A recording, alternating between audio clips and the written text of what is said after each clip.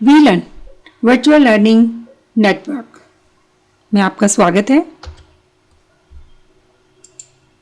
व्याकरण नंबर 9, आज इसके बारे में हम चर्चा करेंगे। सब्जेक्ट टॉपिक है BSDF, सब्जेक्ट है BSDF 101। इसमें हम जो टॉपिक कवर करेंगे, सबसे पहले आवेदन पत्र, नौकरी के लिए आवेदन पत्र का नमूना, विशेष अनुमति के लिए आवेदन पत्र का नमूना, व्यावसायिक और व्यापारिक पत्र, व्यावसायिक पत्र का नमूना, सरकारी पत्र, पत्राचार के विभिन्न प्रकार। आवेदन पत्र कई तरह के हो सकते हैं, जैसे छुट्टी के लिए, छात्रवृत्ति के लिए, किसी विशेष अनुमति या सुविधा के लिए। इसके पॉइंट, सबसे पहले आवेदन पत्र की शुरुआत बाईं ओर से ऊपर से की जाती है। सबसे पहले सेवा में लिखा जाता है। सेकंड पॉइंट, फिर अगली पंक्ति में हम उस अधिकारी का पदनाम और उससे अगली पंक्ति में उसका पता लिखा जाता है। थर्ड पॉइंट, संबंधक के रूप में महोदय शब्द का प्रयोग होता है। फोर्थ पॉइंट, यदि आवेदन पत्र नौकरी के लिए होता है तो नौकरी के विज्ञापन का संदर्भ दिया जाता है, जिसमें विज्ञापन और तारीख, संख्या आदि का उल्लेख होता है। फिर मुख्य विषय की शुरुआत निवेदन के रूप में की जाती है, अतः वाक्य अक्सर निवेदन है और शब्दों में शुरू किया जाता है।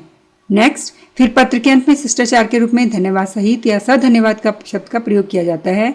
नेक्स्ट पॉइंट, अंत में स्वर निर्देश के रूप में दाईं ओर भवदीय, प्रार्थी, विनीत शब्द का प्रयोग किया जाता है।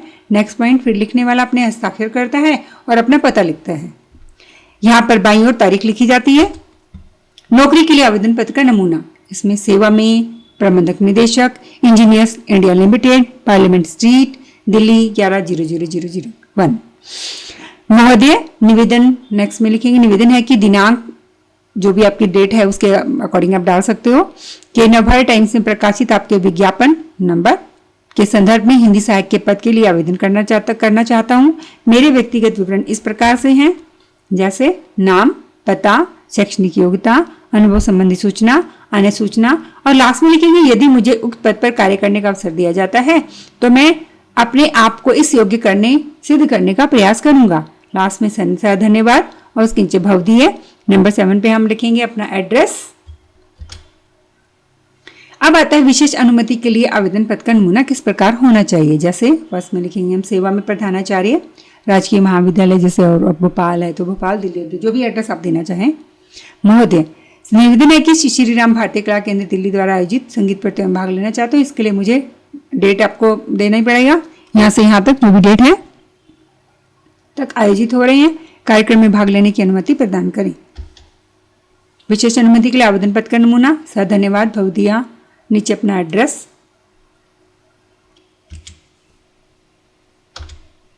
किसी भी संस्था से समाचार पत्र के संपादक या यदि किसी असुविधा के लिए शिकायत करनी है तो शिकायत पत्र भी लगभग इसी ढंग से लिखे जाते हैं। संबोधन में महोदय के अलावा मान्यवर या श्रीमान आदि शब्दों का प्रयोग होता है।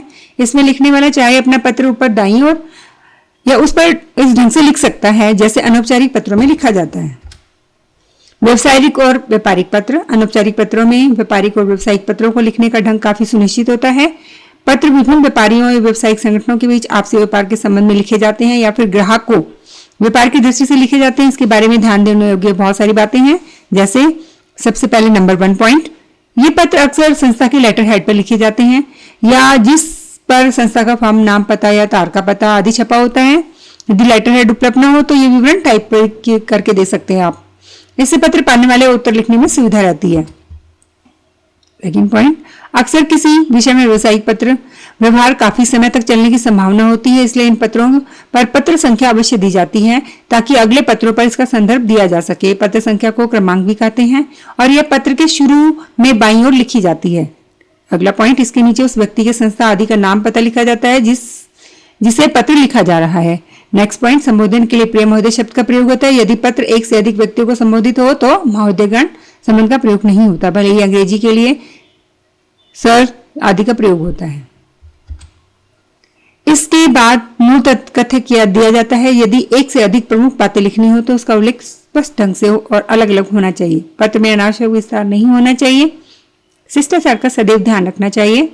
इसके बाद स्वर निर्देश भवदीय लिखा जाता है। अंत में हस्ताक्षर किए जाते हैं और व्यापारी पत्र में हस्ताक्षर बहुत अधिक महत्वपूर्ण माने जाते हैं। जिस व्यक्ति ने हस्ताक्षर किए उसके बारे में माना जाता है कि वह संस्था की ओर से उस पत्र के संबंध में रिस्पॉन्सिबल है, यानी कि जिम्मेदार है। उसे यह सब कहने और करने का अधिकार है जो पत्र के माध्यम से उसने कहा या लिखा।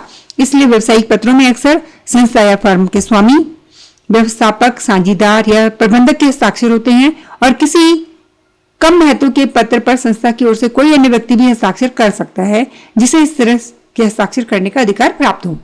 नेक्स्ट पॉइंट, यदि पत्र के साथ कोई अन्य कागजात भी अगर आप भेज रहे हो, अर्थात किसी अन्य पत्र और करार आदि के प्रति कोई नियमावली या सूची आप भेज रहे हो, तो उसका उल्लेख भी बाईं ओर निजी संलग्न शीर्षक के आगे अंतर्गत आप उसको दे सकते हो। जैसे व्यावसायिक पत्र का एक नमूना आपके सामने गीतांजलि प्रकाशन में, जैसे आप एड्रेस देंगे और सेकंड पॉइंट पे पत्र जो भी है।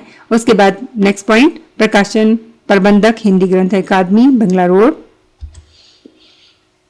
नेक्स्ट पॉइंट, आपकी मांग के अनुसार हम अपने प्रकाशनों की सूची भेज रहे हैं। ये पुस्तकें हमारे पास उपलब्ध हैं और हमारे नए प्रकाशनों का सेट आगामी फरवरी तक छपकर तैयार हो जाएगा।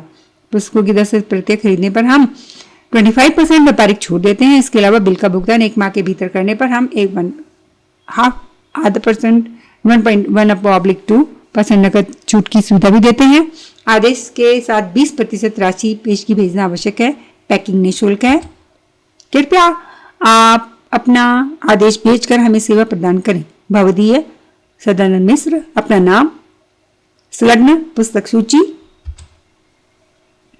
नेक्स्ट पॉइंट आता है हमारा सरकारी पत्रों के विभिन्न प्रकार कौन कौन से हैं। यदि हम सरकारी विभागों के इस्तेमाल में होने वाले पत्राचार के प्रकारों का विश्लेषण करें तो हमें सरकारी पत्र में निम्नलिखित पत्र दिखाई पड़ेंगे, जैसे सरकारी पत्र, अर्ध सरकारी पत्र, कार्यालय ज्ञापन, कार्यालय आदेश, आदेश, पृष्ठांकन, अधिसूचना, संकल्प, प्रेस विज्ञप्ति, प्रेस नोट, अंतर्विभागीय टिप्पणी, तार, टेलेक्स संदेश, तुरंत पत्र, सेवीग्राम, परिपत्र।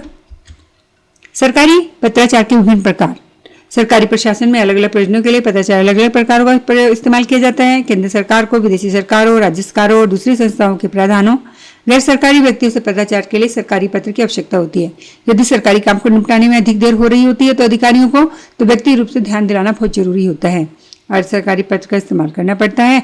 इसके अलावा मंत्रालयों और विभागों के आपसी पत्राचार, प्रशासनिक पत्राचार के लिए कार्यालय ज्ञापन की आवश्यकता होती है। इसी प्रकार सरकारी विभागों में आंतरिक प्रशासन के लिए कार्यालय आदेश का प्रयोग होता है। अधिसूचना और संकल्प को भारत के राजपत्र यानी गजट में प्रकाशित किया जाता है। संवैधानिक नियमों और आदेशों का पालन की घोषणा आदि का प्रकाशन अधिसूचना के रूप में होता है।